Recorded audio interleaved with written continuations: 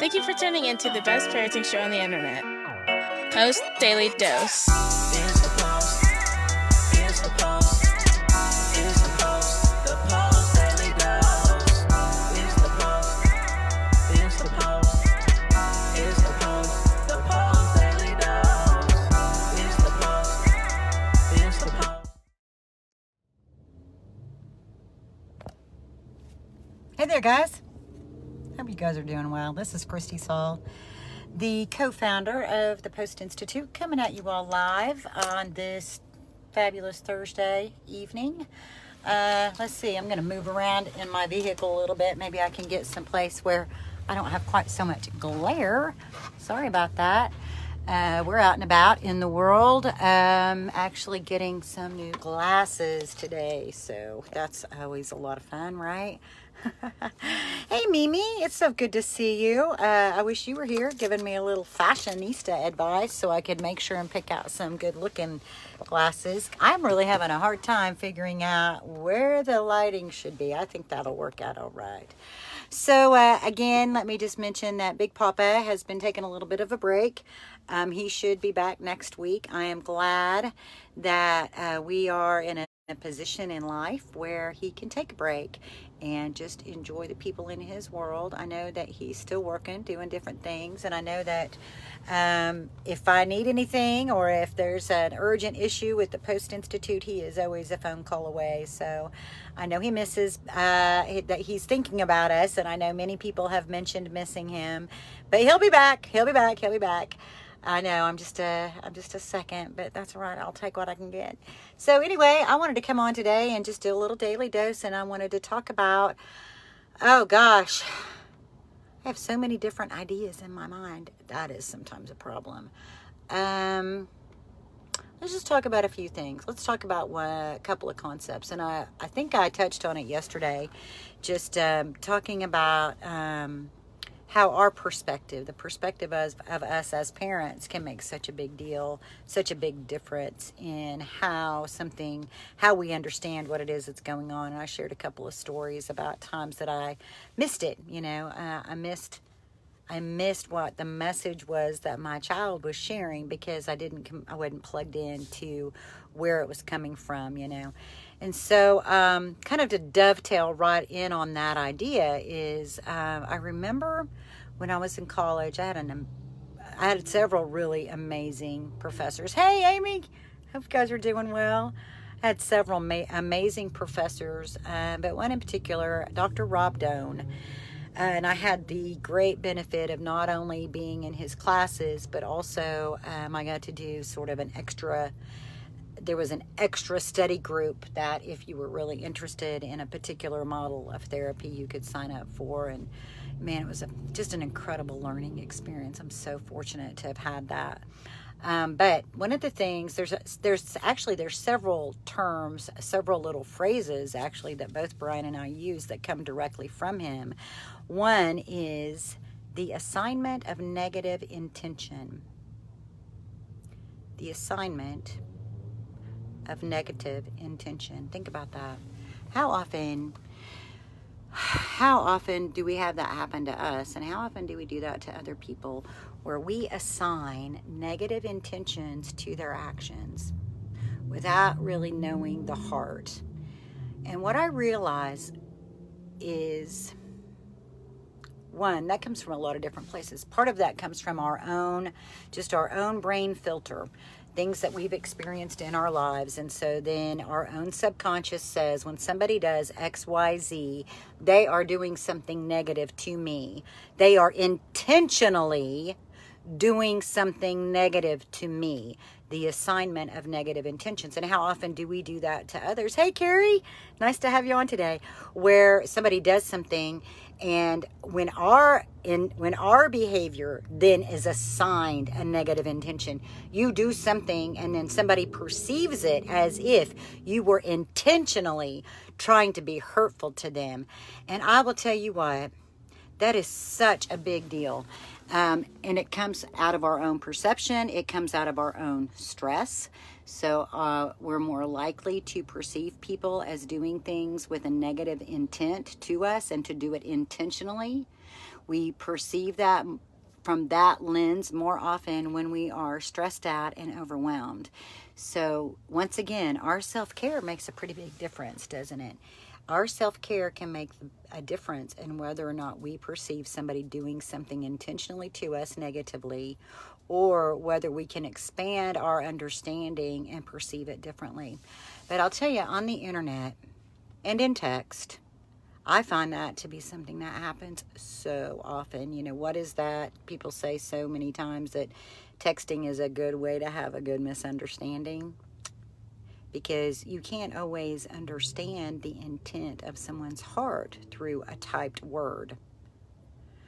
On the internet, on Facebook, on Instagram, you might have a picture that you're sharing, and above it, it may have like a caption or a comment about the picture that's very different from the picture.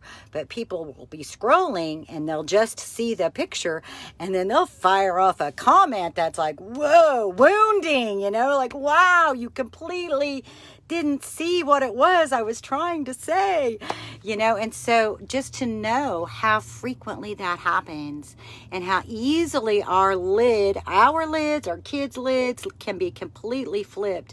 And I think especially now thinking about, well, okay, so a lot of people are doing school online. We're doing a lot of things with our electronics that we haven't done before, or just becoming more and more familiar with them, and just realizing that we all need to take a big old breath.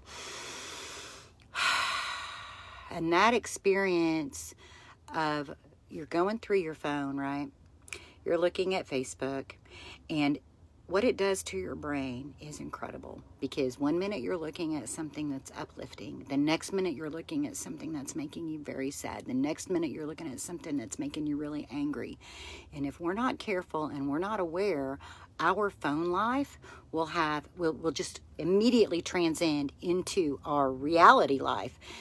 So with that note in mind, it's also really helpful to check in with your kids, your spouses, your friends, whoever you're spending time in real time with. And it's okay to say what's going on in your phone world. And if you are having a conversation on your phone and your children are with you, one, you have to understand that they realize you're not paying attention to them. So there's that piece. Just like when they're on their phones texting with somebody, they're not paying attention to what you're saying. Their brains are all focused into, and if you could just see me with my little thumbs over here, but you can't. I'm just like thumb. Because, you know, I mean, I'm just telling you about my experiences that I also see everybody else having the same kinds of experiences, right? And so just one, realizing that what happens in your phone world affects you emotionally. It affects your temperament. It affects your energy.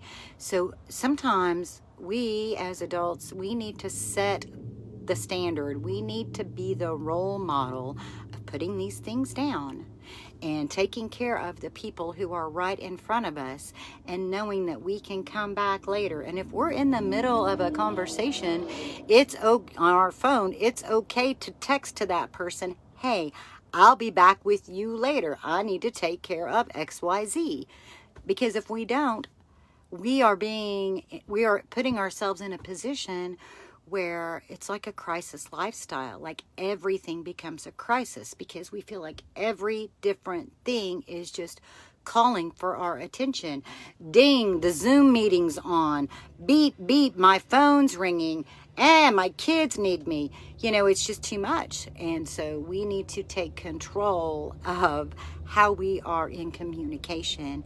We don't always have to be at the fingertips of everybody who thinks they need to talk with us.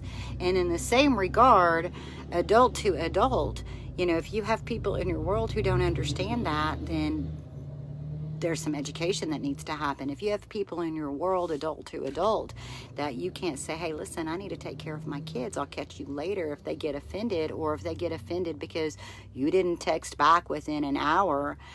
They may not understand parent life, because in parent life, there are other people who take priority, and they are the littles. They need us. They need us to be there to teach them, to guide them, to be their role models. They need us to be providers. They need us to be protectors. And sometimes being a protector is being the role model who says, we're going to put our phones down. You know, there's a meme I saw not too long ago where the little toddler sitting at the table was holding a cracker like we hold our phones.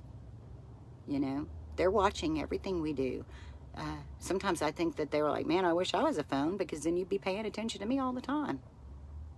So, negative intention. That's where we started. Just a quick little recap of understanding that, you know, we have a lot of demands on us, a lot of different things trying to get our attention. When we are stressed out and overwhelmed, when we're not in our best of self-care, our nutrition, our socialization, what we're feeding our brains, what we're reading, what we're looking at, what we're listening to, make sure we get our rest so that we're at our best. So then our window of tolerance is at its optimum, right? And so then when it's at its optimum, we have a better chance of viewing people in a more positive light. When we're stressed out and overwhelmed, we are more likely to assign negative intent. Instead of seeing our child as struggling, we will experience feeling victimized by their behavior. The assignment of negative intention. They're just doing that to get on my nerves. They're just doing that to make me mad. That may not necessarily be true. So I know Brian has his, you know, in any given moment, we have two choices. We can take 1, 2, 3, 10 deep breaths, and we can choose love, or we can continue to act out of our same blueprints, our same imprints, the same dominant story of the world, and act out of fear. I want to encourage you guys every night to take time after you've decompressed from the day, after you've noticed the most negative behavior and you've traced it back A through Z, to kind of understand what the trigger was, to then step back again and take something positive from your day, something that brought you joy. Maybe it was just a moment of hearing your kids laugh, maybe a shared look between you and your partner that reminds you that, yeah, they're crazy, but don't you love this crazy, messy life? Take those moments to bed with you. Blow those moments up. Notice every detail of them. You know, just like we know that visual imagery works for professional athletes, it works for us too. Visualizing us as being our best version of ourselves, interacting with our kids, building loving relationships, working through those hard moments.